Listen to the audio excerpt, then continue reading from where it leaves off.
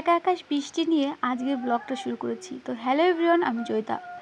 আমার নতুন আরও একটি ভিডিওতে সবাইকে অনেক অনেক স্বাগতম।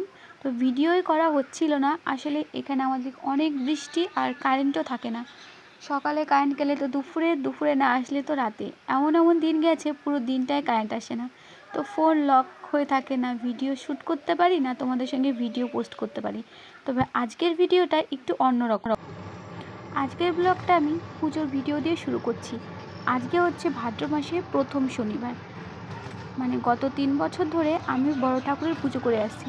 আশা করি তোমাদের পুরো ভিডিওটা ভালো লাগবে, তো তোমরা পুরো ভিডিওটা সঙ্গে থেকো। পায়ে কুটি কুটি আলতা পরে বেরিয়ে পড়েছিলাম ওই বিকেল 5:30টার দিকে। ভাবতেই পারিনি যে পুজো করতে আসতে পারবো, এত পরিমাণে বৃষ্টি। তো পৌঁছে গিয়েছি। আসলে ভগবান যেটা করে মঙ্গলের জন্যই করে। আসতে একটু লেটই হয়েছে। এসে দেখি সবাই ভিতরে বসে পড়েছে আর পুজো মোটামুটি শুরু হয়ে গেছে। তো অনেক কিছুই কাজ ছিল, সেগুলো করে এখানে ফল কাটতে বসেছি। সবাই ওদিকে বসে পড়েছে, তো আমরা সমস্ত কাজ কমপ্লিট করে এদিকে চলে এসেছি।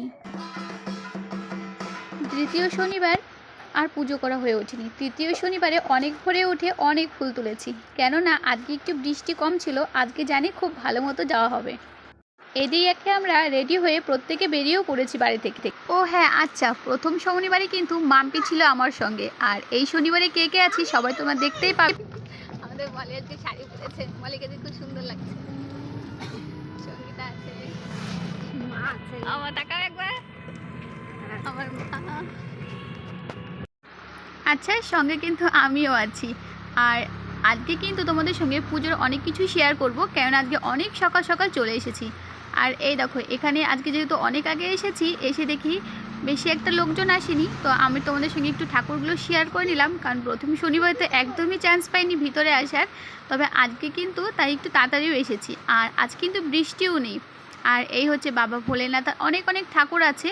আর মা কিন্তু এখানে ঠাকুরকে ফুল দিচ্ছে, তারপর হচ্ছে প্রত্যেক ঠাকুরকেই দেবে আস্তে আস্তে। ওইদিকে আমাকে আবার একটু ধূপকাঠি, মোমবাতি এগুলো আনতে হবে।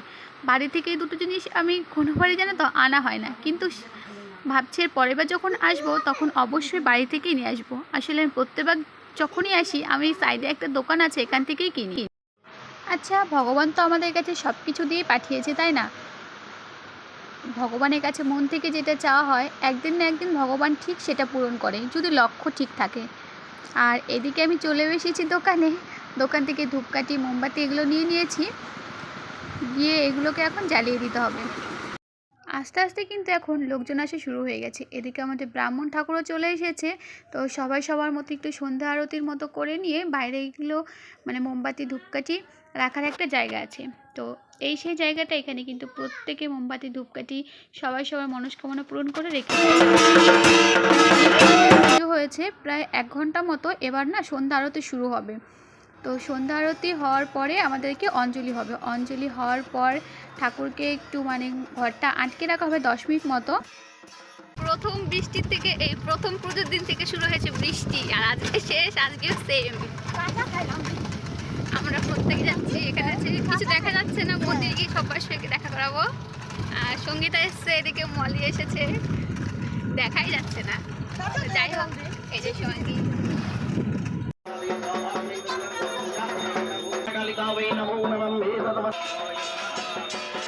ओम ऐं श्रीं पुरुषगत्ताय नमो नमः।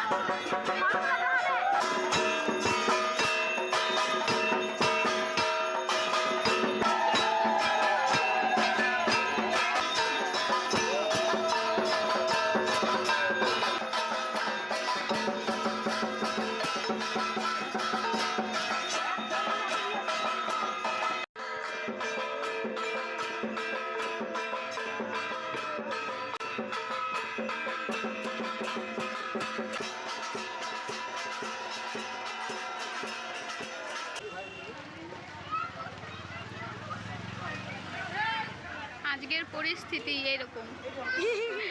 পুরো গোটা শনিবার গেল, ভাদ্র মাসের কোনো লোকই ছিল না। আর শেষ শনিবারে এই যে এইদিকে আরও আছে সঙ্গী। পৃথিবীর সকল মানুষ সুস্থ থাকুক, ভালো থাকুক। আর আমাদের যজ্ঞ হয়ে গেছে, বাইরে প্রচণ্ড বৃষ্টি শুরু হয়ে গেছে, আমাদেরকে এখন বাড়ি যেতে হবে। তো যজ্ঞর ফোটাও নেওয়া হয়ে গেছে। দেখা হবে খুব শিগগিরই নতুন ব্লগের সঙ্গে। তো সবাইকে টাটা।